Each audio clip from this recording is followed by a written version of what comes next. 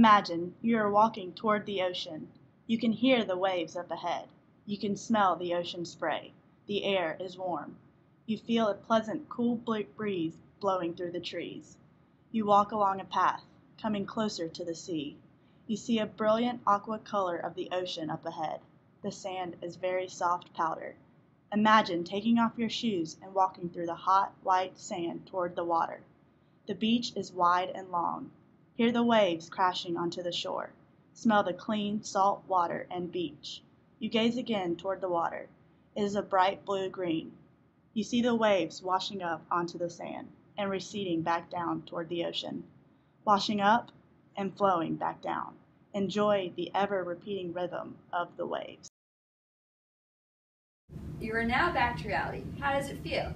You may have just felt committed to staying on the beach, and you probably want this feeling to remain consistent.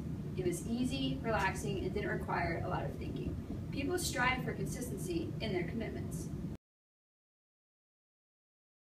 In 1987, social scientist Anthony Greenwald approached potential voters on Election Day Eve to ask whether they would vote and to provide reasons as to why or why not. 100% said they would vote. On Election Day, 86.7% of those asked to vote went to the polls compared to 61.5% who were not asked. Those who publicly committed to voting on the previous day proved more likely to actually vote. We're more likely to do something after we've agreed to it verbally or in writing.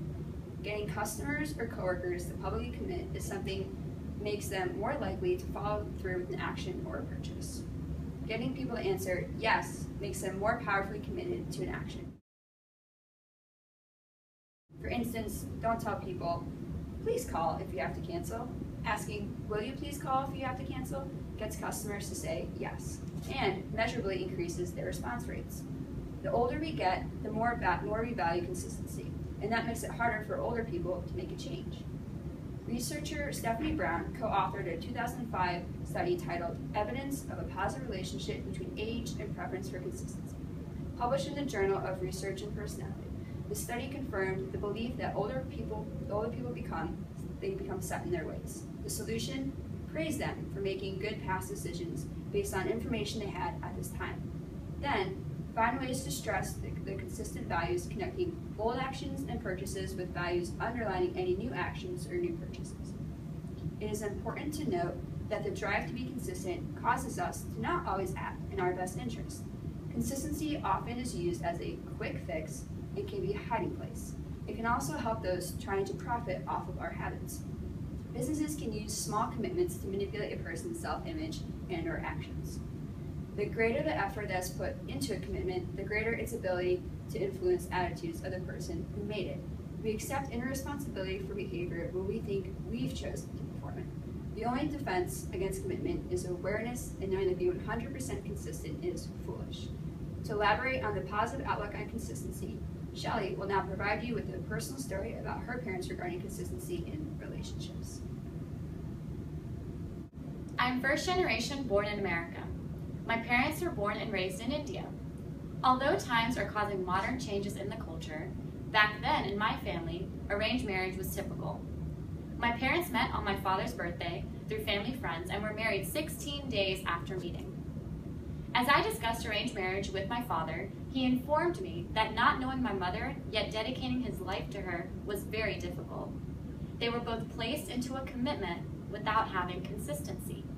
My father admitted that the first 10 years of their marriage were extremely rough as they argued constantly and did not agree on a lot of things. It wasn't until my brother and I grew a little older and started attending school when my parents began to understand each other and learned how to compromise.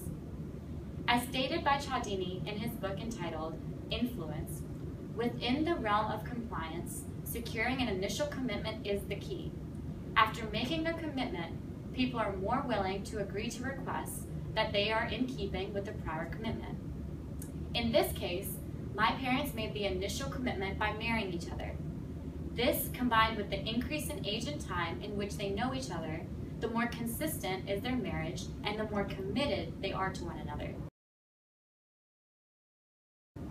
And as Kate mentioned earlier, the greater the effort that is put into a commitment, the greater its ability to influence attitudes of the person who made it. Today, My parents have been married for 27 years, and my mother is able to influence my father's attitudes about almost anything. I can honestly see the relationship getting stronger as years pass by, and this is because they are committed and consistent in their actions regarding one another's happiness and well-being. So, whether it's regarding a short-term trip to the beach or a long-term relationship, we can all see that commitment and consistency are interrelated and a part of our daily lives. Thank you.